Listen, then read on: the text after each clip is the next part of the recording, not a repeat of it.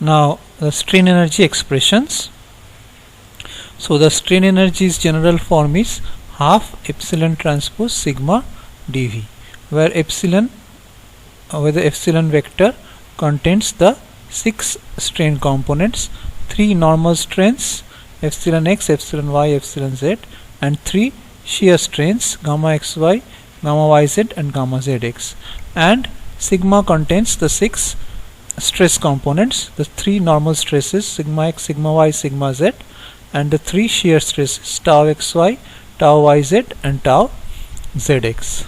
So the total strain energy is, if you multiply these two, so this is the total strain energy, and this term within the bracket is the strain energy density.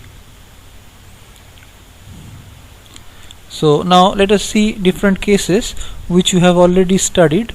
So in uniaxial stress, there is only one stress and strain component, and then that is sigma x is the stress component and epsilon x is the strain component, and sigma x is equal to p by a, and epsilon x is p by a, and p by a e, because epsilon is sigma by e, and dv can be written as a dx because there is no change over a, so a can be first integrated and can be kept in the integral as a, so nothing varies over a. So dv you can write as dv is equal to, you can write this dv as dA into dx, but nothing changes with dA because p remains constant over the cross section, so dA is alone, so dA can be first integrated and the integral is a. So dx is kept like this, but p also does not also change with x, so this comes out of the integral, not this whole thing comes out of the integral, and dx when integrated over integrated from 0 to L gives you L.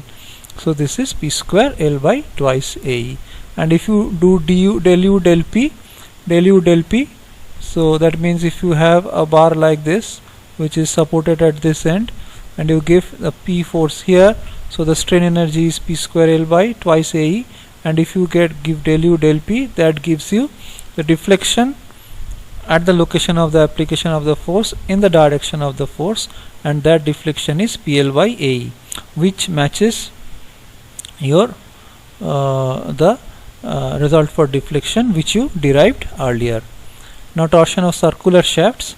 So you know, for this circular shaft the shear stress and shear strain they come, and the shear stress can be written as TR by J, and the shear strain will be TR by GJ, where G is the shear modulus, and dV can be written as R dr d theta dx. So R dr d theta you know is, and area here, this is R dr d theta, and dx is in this direction. So now tau is varying with small r, and the radius, total radius is capital R. So this small r is a variable. So now if you integrate over r, nothing depends on theta, because for every theta the tau distribution is same, so theta can be integrated first, and x can also be integrated first because t is not changing with x. So this is x direction, t is also not changing with x, r is also not changing with x, so this you can integrate first, and then the integration over r, and you get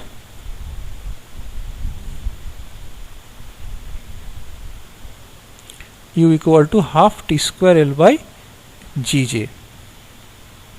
Now comes the case of bending of thin beams, where we neglect the shear stresses. So half sigma epsilon dV, because the normal stress and normal strain are the stresses and strains in beam. So, and sigma you know is my by I, y is from the neutral axis downwards, and this is dA. So and epsilon will be my by ei, and this dv can be written as dA multiplied by dx. So this dv can be written as dA multiplied by dx. So and m is a function of x, but this y is not a function of, so y has nothing to do with this x. So y squared dA is one integral and this is another integral. So y squared dA, so y squared dA, y changes with the position of dA, so y squared dA is one integral, and that gives you again I. So this I and this I goes, so this is 1 by 2 ei m square dx 0 to L. So if you write m equal to this, then this becomes this. So this is for bending, strain energy expression for bending. Now we'll work out some examples. So this is the first example where you are to find out. So this is a beam, and which is subjected to a uniform distributed load, and the intensity is W. So you have to find the deflection at the middle. But you see here, so let us read the statement of the problem once again. Using the Castigliano's theorem, calculate the vertical deflection delta at the middle of the simply supported beam, which carries uniformly distributed load of intensity W over the full span. The flexural rigidity is EI of the beam is constant, and only strain energy of bending is to be considered. So introduce a frictional load Q equal to 0 at the midpoint, because in Castigliano's theorem you have to have a concentrated load and you have to differentiate the you have to take the partial differential of the strain energy with respect to that load to get the deflection at the point of application of the load in the direction of the load. So you have to have a concentrated load. So here we take a frictional concentrated load capital Q at the midpoint, because you have to find out the deflection at the midpoint in the direction of the load Q. So with this load you find out the support reactions, which can be found out from equations of statics. Then the bending moment M is WL plus Q by 2 into x minus, so if you, and the total concentrated load is Wx, and it is acting at x by 2, so minus Wx square by 2. So and the strain energy is U. So what we do is, so this is the bending moment expression from up to L by 2. After L by 2 the expression changes. So but there is a symmetry, the energy stored in this half is same as the energy stored in this half. So we only consider the strain energy up to L by 2 and multiply it with 2. So now if you do del U del Q, so del U del Q, you need not calculate the square of the bending moment and then differentiate. What you can do, you can take this differentiation within the integration, and this you can write as del U del Q is 1 by EI twice M, this twice M del M del Q, and that makes the thing a little bit simpler. So twice M, this 2 goes out, this is M, and del M del X is X by 2, del M del Q. Del M del Q means here, so it is X by 2. Del M del Q is X by 2.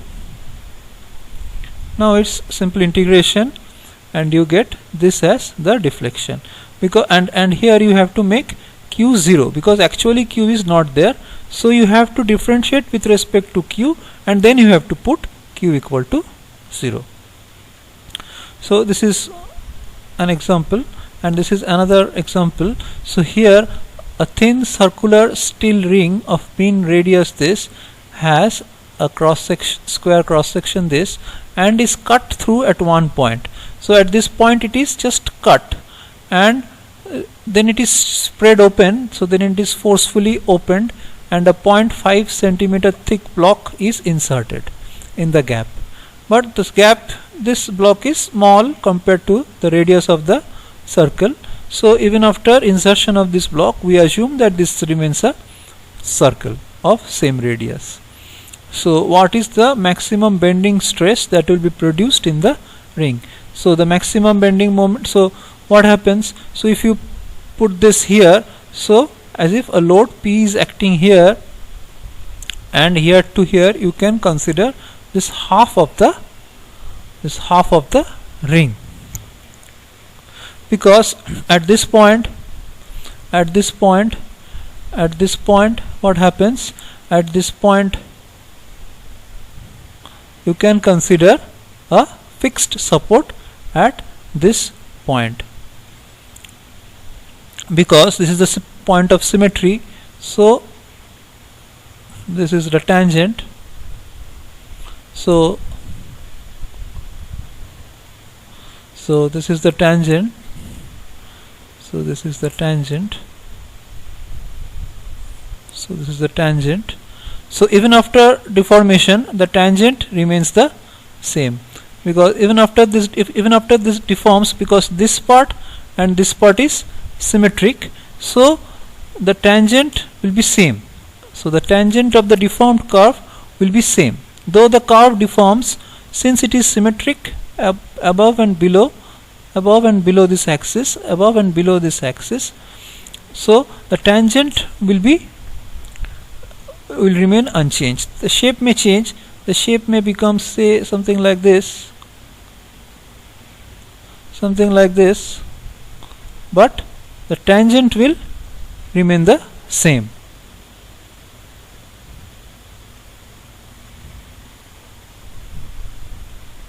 So the tangent will remain the same, so you can just fix it here.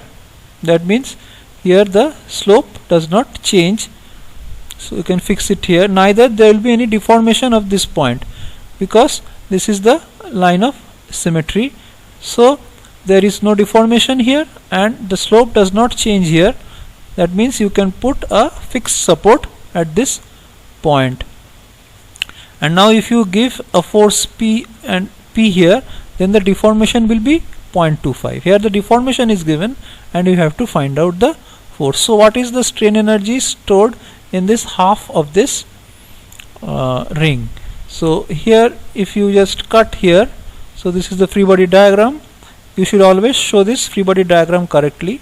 So P here, so force equilibrium requires a P to be here, and this moment is P into, this is R and this is R, so this is R cos theta, so R minus R cos theta, so P into R minus R cos theta is the bending moment. So U will be this, and here you remember in place of dx you have to put R d theta, because this is the length is actually, if this is d theta, then this is R d theta. So in place of dx you have to put R d theta. Now you integrate and you do this. Del u del p will give you the deflection at the point of application of P in the direction of P, and that is the vertical deflection, and that is actually 0.25 centimeter. So if you put it here and you put the values, you get P to be this, M to be the maximum bending moment obviously will be here, so this is P into 7.5 into 2, so this is the maximum bending moment, and sigma equal to my by I, so you get this as your sigma.